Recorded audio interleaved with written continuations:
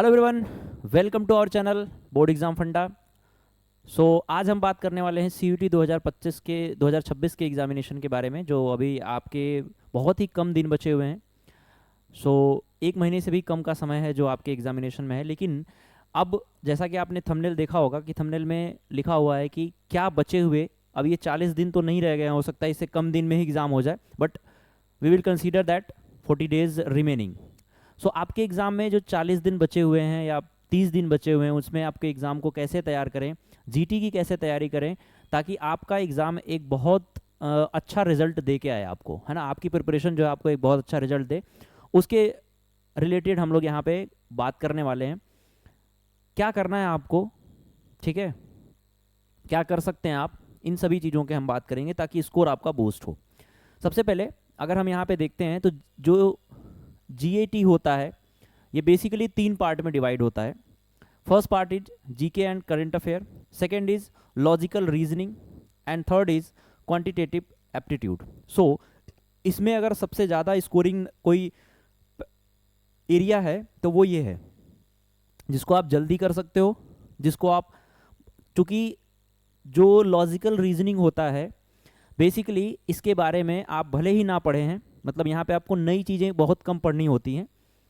यहाँ पे आपको जो पुरानी चीज़ें आप जानते हैं उसी तरीके की चीज़ें, जैसे मिसिंग नंबर हो गया, ब्लड रिलेशन हो गया, कोडिंग डिकोडिंग हो गया, जिसमें ABCD वगैरह 1 2 3 के बारे में जो है पूछा जाता है। तो लगभग मतलब मोस्टली आप पर जो है वो परिचित होते हैं चैप्टर से, जो है आप पहले से इंट्रोड्यूस होते हैं।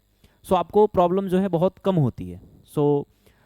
यहाँ पे आपको नई चीज़ें पढ़ने के लिए कम मिलेंगी, बट ये जो एरिया होता है ये आपके लिए बिल्कुल नया है। इसमें आपको करंट अफेयर, जीके, जो चाहे हिस्ट्री हो गया, पॉलिटी हो गया, स्टैटिक हो गया, ठीक है, इन सब पोर्शन से आपके क्वेश्चन जो है यहाँ पे पूछे जाते हैं।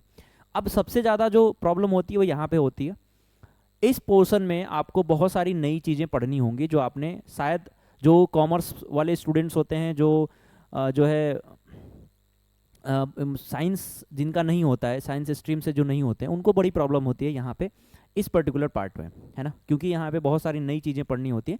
तो मैं आपको ट्रिक देता हूँ, अगर आपको रीजनिंग बहुत अच्छा करना है तो सबसे पहले आप ABCD का जो नंबर है उसको याद रखो कि फर्स्ट पोजीशन पे कौन होता है, 26 पोजीशन पे कौन होता है, 15 पोजीशन पे कौन होता है, 16 पोजीशन पे कौन होता है। ये सारी चीज़ें जो हम पढ़ाएंगे क्लासेस में, आपको कोशिश ये करेंगे कि आपको रीजनिंग और मैथ हम पढ़ा दें, और बाकी इन जो जीके जीएस है और करंट अफेयर है इनका हम आपको PDF प्रोवाइड कर दें, और बहुत सारे क्वेश्चन जो हैं वो आपको प्रैक्टिस करा दें, ताकि यहाँ पे आपके एग्जामिनेशन में आपको हेल्पफुल हो जाए। यहाँ पे अब हम जो क्वेश्चन देखें तो जो जीएटी होता है इसमें टोटल 50 क्वेश्चन आते हैं, और पर क्वेश्चन 5 मार्क्स होता है, टोटल 250 मार्क्स जो है यहाँ पे आपके होते हैं। तो देखिए, अगर जनरल जो स्टूडेंट है वो अगर 200 नंबर स्कोर कर रहा है तो आपको 201 करना होगा, तभी आपका सिलेक्शन होगा, तभी आपको अच्छा कॉलेज मिलेगा जो आप चाहते हो, what ever you want. Okay, total marks 250। If अगर आप गलती करते हैं, ठीक है, तो 5 नंबर सही नंबर, जो क्वेश्चन सही होंगे उनके लिए 5 मिलेगा, लेकिन एक नंबर माइनस होगा। अगर आपने एक गलत सवाल कर दिया तो उसके लिए एक नंबर आपका माइनस हो जाएगा, यानी कि अगर आपने एक सही किया और 5 गलत कर दिया तो उस सही वाले का नंबर भी पूरा खत्म हो जाएगा, आप 0 पे आ जाएंगे। ऐसे नेगेटिव मार्किंग होती है। आगे बढ़ते हैं। अब लॉजिकल रीजनिंग और एनालिटिकल रीजनिंग जो होती है, इसकी हम सिलेबस को देख लेते हैं। इसमें मोस्टली वैसे ही चैप्टर होते हैं जिसमें आपको कॉन्सेप्ट बहुत ज़्यादा पढ़ने की ज़रूरत नहीं है, बहुत ज़्यादा कॉन्सेप्ट की जो है आपको यहाँ पे ज़रूरत नहीं पड़ेगी, नीड नहीं है। जैसे सिलॉग में बहुत ईजी है, assumption, conclusion, puzzles, sitting arrangement, जिसमें आपको इजी सिटिंग अरेंजमेंट जो है क्वेश्चन देखने के लिए मिलते हैं, बैंकिंग लेवल के नहीं होते हैं। कोडिंग डिकोडिंग, जिसके लिए मैंने आपको बताया कि आप A to Z जो है वो नंबर अगर आपको याद है, ठीक है, इसका अपोजिट याद है आपको कि किसका अपोजिट कौन सा है। जैसे जनरली जो नंबर याद करने का ट्रिक है वो क्या है भाई, ये है EJOTY, है ना, मतलब E 5वें नंबर पे होता है, J 10वें नंबर पे होता है, और O जो है 15 नंबर पे होता है, T 20 नंबर पे होता है, और Y 25 नंबर पे होता है। तो ऐसे याद कर सकते हैं हम पोजीशन ऑफ अल्फ़ाबेट्स, ठीक है। तो पोजीशन याद करने के बाकी जो सीरीज है, डायरेक्शन सेंस है, क्लॉक है, कैलेंडर है, तो ये जो आपका होता है रीजनिंग का पोर्शन, या आपका मार्क गेनिंग होता है, यानी आप अगर इसमें थोड़ी सी तैयारी आप कर लिया आपने तो आप मार्क्स जो है आपके गेन कर जाएंगे, आपके मार्क्स बढ़ जाएंगे। तो बात ये रही कि अब आपको प्रिपरेशन कैसे करनी है, इसकी रीजनिंग की प्रिपरेशन कैसे करनी है। तो उसके लिए याद रखना आपको डेली, अभी से डेली मिनिमम 40 मिनट जो है इसको देने हैं, ठीक है ना। 40 मिनट यहाँ पे आपको जरूर देने हैं। 40 मिनट में आपको क्या करना, देखो सबसे पहले आपने कॉन्सेप्ट पढ़ा, ठीक है। कॉन्सेप्ट पढ़ने के बाद कहीं से भी पढ़ो, कोई इशू नहीं है, नो इशू। कॉन्सेप्ट पढ़ा, कॉन्सेप्ट पढ़ने के बाद आपने उस पर्टिकुलर कॉन्सेप्ट के लिए क्वेश्चन किया, ठीक है। जैसे मैं कोडिंग डिकोडिंग की बात कर लेता हूँ, तो कोडिंग डिकोडिंग में आपने कॉन्सेप्ट पढ़ा कि भाई वर्ड को जैसे ए को 1 लिख गया है, टी को 20 लिख दिया गया है, ऐसे करके, तो वो कॉन्सेप्ट आपने पढ़ा और फिर आपने उस पर्टिकुलर चैप्टर की प्रैक्टिस कर ली। तो मिनिमम 40 मिनट आप दो, ताकि बहुत ज़्यादा टाइम भी नहीं जाएगा और आपके नंबर भी यहाँ पे गेन हो जाएंगे। बाकी हम नेक्स्ट अगर सब्जेक्ट की बात करें तो ये आपका क्वांट आता है, जिसमें अर्थमेटिक का चैप्टर आता है। आपको टाइम एंड वर्क नया देखने के लिए मिलेगा, अभी तक आपने नहीं पढ़ा था। परसेंटेज आपने पढ़ा था, लेकिन इसको किस तरीके से हमें एग्जीक्यूट करना है, क्योंकि देखो टाइम तो बहुत कम होगा। ऐसा नहीं है कि बोर्ड एग्जाम में आप जब मैथ्स के लगाते थे, आपका मैथ्स जब एग्ज़ाम होता था मैथ्स का, तो आप क्या करते थे कि सबसे पहले जो है आपके लिए 300 क्वेश्चन आते थे, तो आपके पास 3 घंटे का समय होता था, तो वहाँ पे आपको 3 घंटे में 100 क्वेश्चन सॉल्व करना होता था। लेकिन यहाँ पे उतना टाइम नहीं है, आप आपको पूरे के लिए 2 घंटे मिलेंगे, जिसमें सारे सब्जेक्ट होंगे। सो ये चीज़ आपको ध्यान देनी है कि जीटी में कैसे करना है। तो यहाँ पे टाइम मैनेजमेंट भी बहुत बड़ा जो है वो फैक्टर होगा। जिसका टाइम मैनेजमेंट सही होगा, है ना, जो बच्चा टाइम मैनेजमेंट सही कर पाएगा वो एग्ज़ाम में भी अच्छा अपना परफॉर्मेंस कर पाएगा, ठीक है। तो उसके लिए आपको यहाँ पे शॉर्ट ट्रिक्स भी आने चाहिए, जो कि हम सिखाएंगे आपको, ठीक है। हम आपको सिखाएंगे, क्लासेस शुरू होंगी हमारी, और यहीं पे इसी चैनल पे, चैनल को सब्सक्राइब कर लीजिएगा। इसी चैनल पे आपको पूरा ही सिलेबस सीयूटी का हम कंप्लीट कराएंगे। जीटी का जितना भी जीटी का सिलेबस है, चाहे रीजनिंग हो गया, मैथ्स हो गया, जीएस हो गया, करंट अफेयर हो गया, ये सब कुछ जिम्मेदारी हम लेते हैं। हम आपको यहाँ पे फ्री ऑफ कॉस्ट बिल्कुल यहाँ पे कराने वाले हैं। टेंशन आपको लेने की ज़रूरत नहीं है, आप पूरा यहाँ पे ख़त्म हो जाएगा। इसमें जैसे अलजेब्रा आप लोगों ने पढ़ा है, ज्योमेट्री भी आप लोगों ने पढ़ा है। अगर जो मैथ्स बैकग्राउंड से है 9-10 का, 9-10 का ही आता है, बहुत ज़्यादा वो प्रॉब्लम नहीं आती है। यहाँ पे ये जो है थोड़ा सा अपर लेवल का आता है, डीआई थोड़ा सा प्रॉब्लम क्रिएट कर सकता है, क्योंकि जो लोग परसेंटेज में वीक हैं या जिन्होंने अर्थमेटिक नहीं पढ़ा है वो प्रॉब्लम यहाँ कर सकता है। बाकी ये सारी चीज़ें आपने पढ़ा है। हम लोग जो स्टार्टिंग करेंगे वो नंबर सिस्टम से करेंगे। नंबर सिस्टम का बहुत बेहतरीन तरीके से मैं आपको पढ़ाऊँगा, ताकि आपके एग्जाम में अगर एक भी सवाल नंबर सिस्टम से आता है, एक भी क्वेश्चन, 1 सिंगल क्वेश्चन भी आता है आपके एग्जाम में, तो यू कैन सॉल्व, ठीक है। सो जीके जीएस की बात करते हैं। अगला पॉलिटी जो है 3 से 4 क्वेश्चन जो है जनरली 3 से 4 क्वेश्चन देखने के लिए मिलते हैं। हिस्ट्री की अगर मैं बात करूं तो 1 से 3 क्वेश्चन देखने के लिए मिलते हैं। 2 से 3 क्वेश्चन ज्योग्राफी के देखने के लिए मिलते हैं। इकोनॉमिक्स के 1 से 2, और जनरल साइंस जिसमें आपका बायो हो गया, जिसमें आपका जो है केमिस्ट्री हो गया, जिसमें आपका फिजिक्स हो गया, इसमें आपको 2 से 4 सवाल देखने को मिलते हैं। ज़्यादातर जो है बायो से क्वेश्चन आते हैं। तो अब हम बुक और इसकी बात करें, जैसे ये सारे करंट अफेयर्स में आ जाते हैं। ये जो बुक्स और मिसलिनियस होते हैं, ये सारे करंट अफेयर्स वगैरह में आ जाते हैं। करंट अफेयर अलग से 5 से 8 सवाल आता है, और ये स्टैटिक का पार्ट है, ठीक है। स्टैटिक का पोर्शन होता है जिसमें से सवाल आते हैं, बिजनेस आता है, इंटरनेशनल ज्योग्राफी वगैरह पूछी जाती है। इन सभी चीज़ों का, जैसे कि नील नदी कहाँ है, नील नदी की शुरुआत किस जगह से होती है, ये सारी चीज़ें जो है यहाँ पे पूछी जा सकती हैं। तो इसकी अगर आपको प्रिपरेशन करनी है तो मैं आपको बता रहा हूँ कि हम लोग प्रैक्टिस करेंगे इसकी, ठीक है। क्योंकि पूरा पढ़ना इन 40 दिनों में संभव नहीं है, क्योंकि आपको और भी सब्जेक्ट पढ़ने हैं, आपको डोमेन भी पढ़ना है, अपना डोमेन पढ़ना है। फिर जीटी में और भी सब्जेक्ट है, जैसे मैथ्स है, जिसमें आप नंबर अच्छे से गेन कर सकते हो, जिसमें आप नंबर बढ़ा सकते हो ईजिली, मेहनत कम है ना। रीजनिंग है जिसमें आपकी टाइम आपको कम लगेगा, आपको पढ़ने के लिए टाइम कम देना पड़ेगा, लेकिन आप उसका बेनिफिट बहुत ज़्यादा ले सकते हो, ठीक है ना। तो ये सारी चीज़ें जो है यहाँ पे हम आप डिस्कस करेंगे। तो आगे बढ़ते हैं। जैसे अब सबसे पहले मैं इन अगर 40 दिनों में आपको पूरा कंप्लीट करना है, सब कुछ कंप्लीट करना है, तो करना क्या है, सबसे पहले आपको अपना सिलेबस कंप्लीट करना होगा।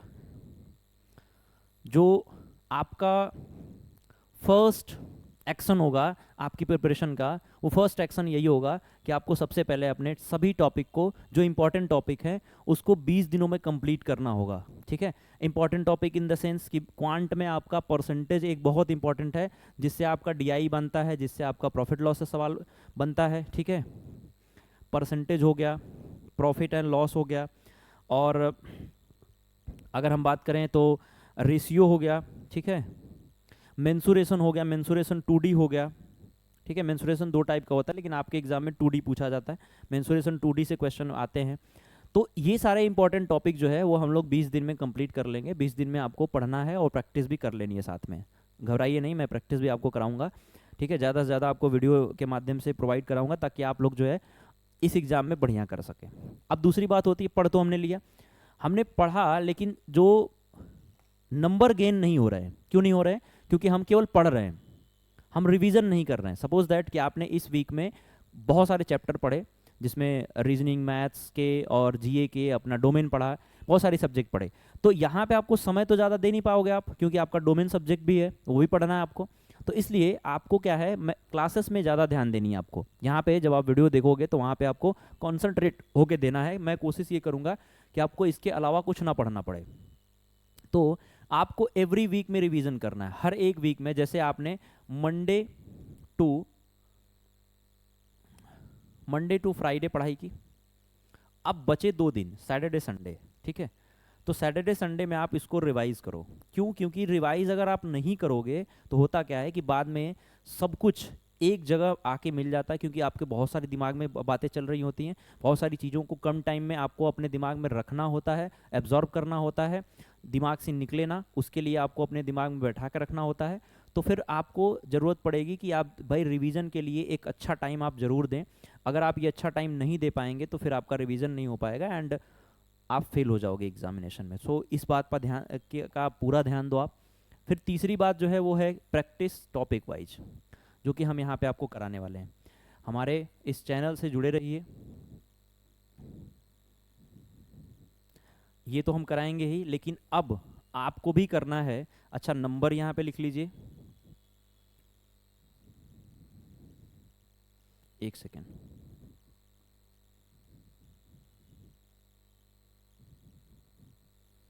ठीक है, ये नंबर है।